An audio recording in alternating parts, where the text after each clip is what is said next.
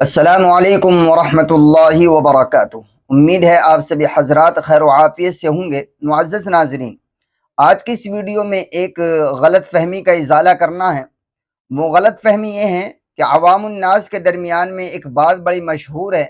وہ بات یہ ہے کہ اگر کوئی پینٹ یا شلوار جو بھی پہنی جاتی ہے تو اگر وہ بغیر رومالی کے ہو، یعنی دونوں پائچوں کے درمیان میں جو ایک کپڑا لگایا جاتا ہے جس کو رومالی بولتے ہیں، تو اگر وہ بغیر رومالی کے ہو تو اس میں اگر کوئی شخص نماز پڑھے گا تو نماز نہیں ہوگی۔ یہ عوام الناس کے درمیان میں مشہور ہے۔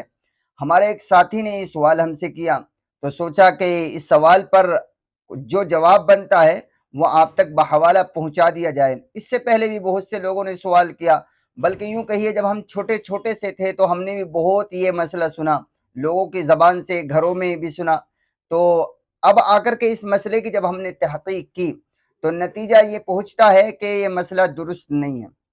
مطلب یہ ہے کہ اگر کوئی ایسی شلوار ہو جس کے اندر پائجامے میں جو ہے، شلوار میں یا پائجامے میں رومالی نہیں ہے یا پینٹ وغیرہ ہوتا ہے، تو اگر کوئی شخص اس کو پہن کر نماز پڑھتا ہے تو نماز میں کوئی خرابی نہیں آئے گی، نماز ہو جائے گی۔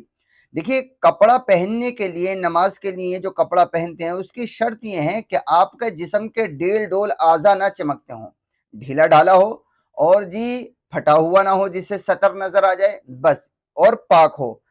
اگر آپ کا کپڑا پاک ہے اور ڈھیلا ڈھالا ہے جس سے آپ کے جسم کے اعضاء یعنی سطر ڈیل ڈول نظر نہیں آ رہے ہیں، اور پھٹا ہوا نہیں ہے جس کی وجہ سے سطر نظر آ رہا ہے، تو آپ کی نماز ہو جائے گی، چاہے اس میں رومالی لگی ہوئی ہو یا نہ لگی ہوئی ہو۔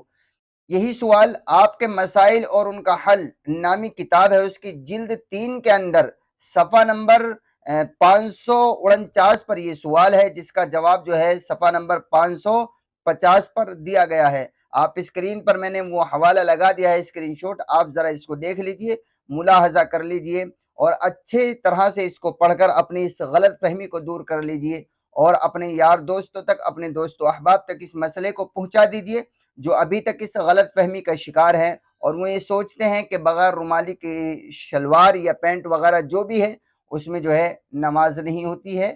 وہ اپنی اس غلط فہمی سے باہر ہو جائیں۔ ویڈیو کو شیئر کر دیجیے۔